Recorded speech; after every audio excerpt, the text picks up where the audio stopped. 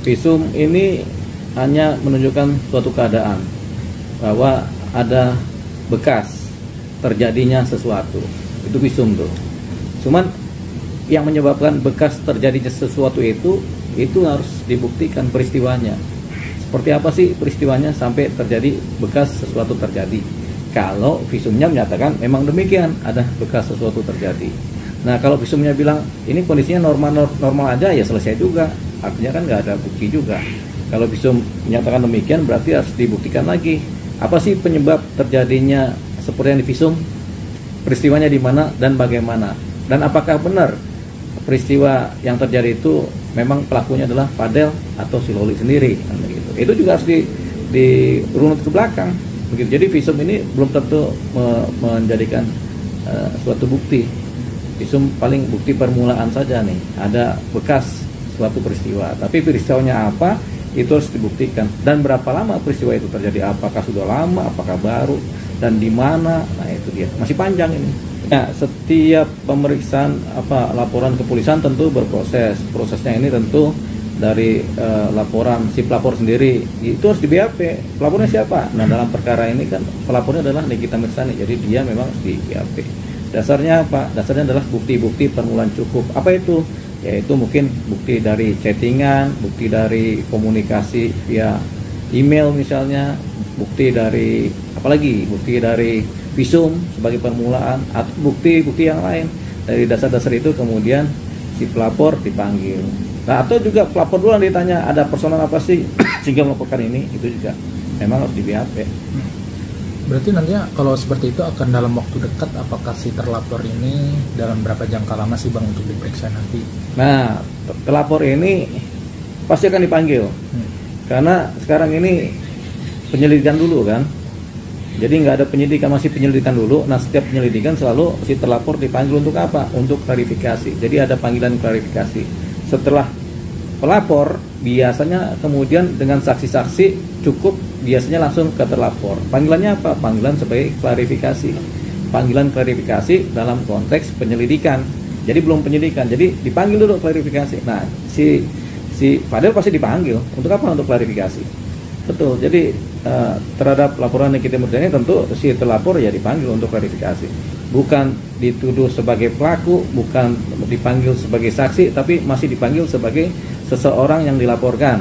Nah, ini tujuannya apa? Untuk klarifikasi apakah benar. Jadi polisi atau penyelidik bisa menggali dari keterangan-keterangan dari si terlapor yang dimana dia sedang melakukan klarifikasi. Itu yang digali. Benar tidaknya nanti akan ketemu di wilayah klarifikasi ketika dipanggil di penyelidikan. Tapi kalau melihat penjemputan Loli seperti apa sih Bang? Secara dari hukum itu pandangan. Nah, ini yang disebut sebagai jemput bawa. Dalam hukum acara pidana itu diatur.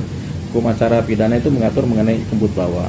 Jemput bawa ini kalau misalnya 2 kali seseorang dipanggil menjadi saksi tidak hadir atau sebagai tersangka tidak hadir, diambil yang namanya jemput bawa.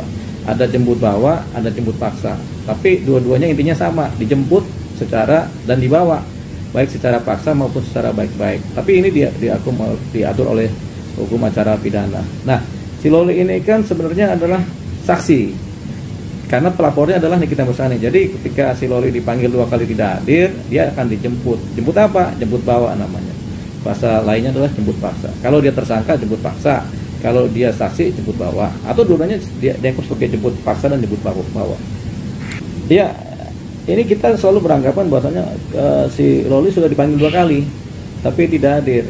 Nah, jadi itu yang umumnya ya, yang formalnya begitu. Jadi, nah itu legal. Jadi polisi bekerja dibantu oleh pelapor bekerja untuk menunjukkan tempatnya, dan polisi yang mengambil, itu legal. Nah, itu yang disebut sebagai jemput bawa atau jemput paksa. Tapi karena si pelapor adalah orang tua kandung, pelapor juga sebenarnya punya hak untuk mengambil anaknya, begitu. Apalagi anak masih di bawah umur, jadi kasih tanggung jawab pelapor untuk mengambil anaknya. Ini anak saya ada di sini, saya ambil. Jadi siapapun orang tua sebenarnya terhadap anak masih di bawah umur, misalnya belum 21 tahun, itu orang tua boleh mengambil anaknya dengan cara paksa. Tanpa harus laporan polisi juga boleh aja. Begitu. Dia panggil RT RW, dia panggil keluarga besarnya untuk mengambil anaknya, itu boleh. Begitu. Jadi ya Jadi dua, bisa karena panggilan saksi tidak datang, bisa juga karena sebagai tanggung jawab orang tua, ya Nikita Mirzani punya hak untuk mengambil anaknya. Nah, karena ada kaitannya dengan kesusahan-kesusahan untuk mengambil anak, Nikita Mirzani bisa minta bantuan siapa? Bisa minta bantuan Satpol PP, bisa minta bantuan polisi, bisa minta bantuan psikolog, atau siapapun juga, atau keluarganya, bisa juga. Itu legal, karena anaknya masih di bawah umur. Nah, kebetulan kan yang dibawa oleh Nikita Mirzani ini kan adalah teman-teman penyelidik kepolisian Polres Jakarta Selatan yang memang Nikita Mirzani sudah bikin laporan di sana. Ya, tentunya Nikita Mirzani dan teman-teman penyelidik polisi Polres Jakarta Selatan mengambil loli, ya dianggap secara legal kan, ada dasar hukumnya sehingga ya benar, mengambilnya udah benar itu. Nah, setiap tindakan jemput bawa atau jemput paksa selalu kan ada ekses, ada dampaknya. Jadi dampak penolakan misalnya, atau dampak kalau dampaknya oke, kami terima dipanggil paksa, langsung dirantai atau diborgol, ya jalanlah. Tapi kalau dia menolak kan, ada yang kalau jemput bawa itu ada yang sampai ditembak, ada yang sampai ditangkap, ada penolakan juga, atau keluarga juga menolak misalnya begitu. Jadi dampak ini bisa macam-macam. Nah, dalam kasus Nikita Mirzani dengan penjemputan paksa si Loli ini, ya ada dampaknya, yaitu Lolinya menolak kan, meronta-ronta, menolak, teriak-teriak. Ya itulah dampak dari jemput paksa yang dalam hukum acara pidana itu biasa terjadi. Berarti bisa dibilang benar kata netizen ya, Nikita Mirzani ini merupakan sosok ibu yang baik gitu. Kita memandangnya begitu. Dulu mungkin kita masih memikirkan apakah dia ibu yang bertanggung jawab sehingga anaknya dibiarin aja ke sana.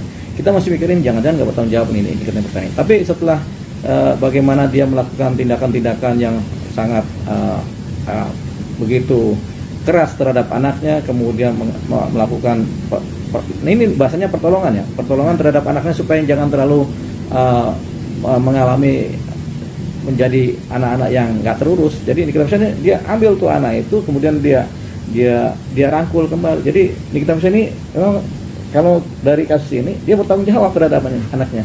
Jangankan Nikita Mirzani ya, ibu-ibu dimanapun juga kalau ngeliat anaknya ada tidak terkontrol atau kemudian lepas begitu bebas, pasti akan merangkul anaknya. Dan dia dengan instingnya sebagai ibu, kemudian dia melakukan itu. Dan kita memang untuk yang ini kita salut sama Nikita Mirzani. Artinya memang benar dia itu sebagai ibu, akhirnya sebagai ibu yang punya insting melindungi anak, dia melakukan itu. Jadi pemeriksaan di kepolisian itu ada cara dan teknisnya. Boleh saja orang sekarang membantah, bilang tidak atau menyangkal. Siapapun kalau belum diperiksa seringkali menyangkal. Tapi kalau sudah diperiksa oleh penyelidik polisi, sebagian besar mengakui gitu apa yang diperbuat. Jadi kalau dia memang menyatakan tidak berbuat dan dia menyatakan ya itulah. Jadi di polisi itu ada macam-macam teknik penyelidikan, teknik interogasi, dan teknik untuk mengetahui bohong apa tidaknya suatu omongan atau suatu pernyataan. Jadi itu nanti dipakai oleh teman-teman penyelidik polisi, sehingga kemungkinan besar nanti ketika si Fadel dipanggil, ketika diperiksa, dia tentunya akan menceritakan apa yang sebenarnya terjadi. Gitu. Pasti itu. Berarti bisa dibilang apakah benar Bang setuju dengan ada beberapa statement ya, Fadel lebih baik ngaku aja lah mungkin. Ya. Gak usah mungkin bertele-tele atau mencari pembelaan. Ya, memang lebih baik mengaku saja. Mengaku apa yang dilakukan. Jangan mengaku yang tidak dilakukan ya. Jadi mengakui saja apa yang dilakukan waktu bersama. Kita juga pasti punya insting lah kalau orang pacaran di luar negeri yang tidak terkontrol, kemudian hidup satu rumah, ya pasti kejadiannya udah pasti macam-macam. Makanya lebih baik mengakui apa yang sebenarnya terjadi. Ini kan lebih cepat supaya mungkin saja nanti ini kita misalnya memaafkan mungkin, atau kemudian ada bukti-bukti yang kurang mungkin sehingga kasus ini bisa deponir, atau malah kasus ini buktinya semakin kuat.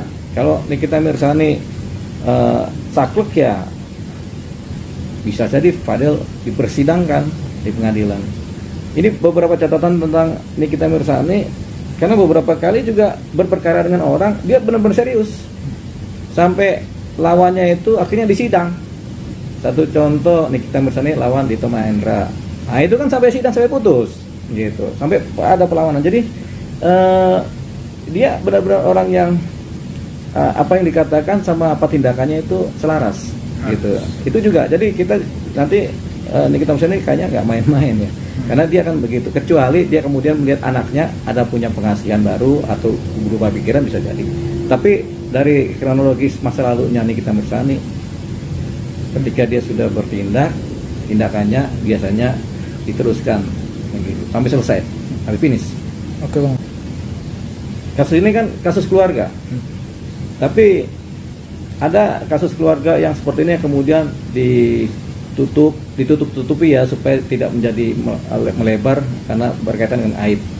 Tapi ada juga kasus yang seperti ini kemudian publik tahu. Nah, untuk sekaliber Nikita Mirzani karena dia adalah public figure, ya tentunya apa yang diperbuat di dalam keluarga publik tahu. Pasti eksplanasinya besar-besaran juga. Jadi kasus ini ya sedemikian. Terus bagaimana bijaknya? Ya bijaknya yang ngikutin pola-pola yang biasa dilakukan oleh seorang Nikita Mirzani. Tapi jangan terlalu berlebihan juga. Ya biasa aja. Karena dia public figure ya pasti terekspos. Ke persoalan dia terekspos kemudian pandangan netizen negatif atau positif itu udah biasa bagi seorang Nikita Mirzani. Nggak peduli dia kan. Tapi yang jelas tujuannya paling bagus sebenarnya adalah untuk menyelamatkan anaknya si Loli ini. Jadi Nikita Mirzani bertindak untuk menyelamatkan anaknya supaya masa depan anaknya jadi. Gitu.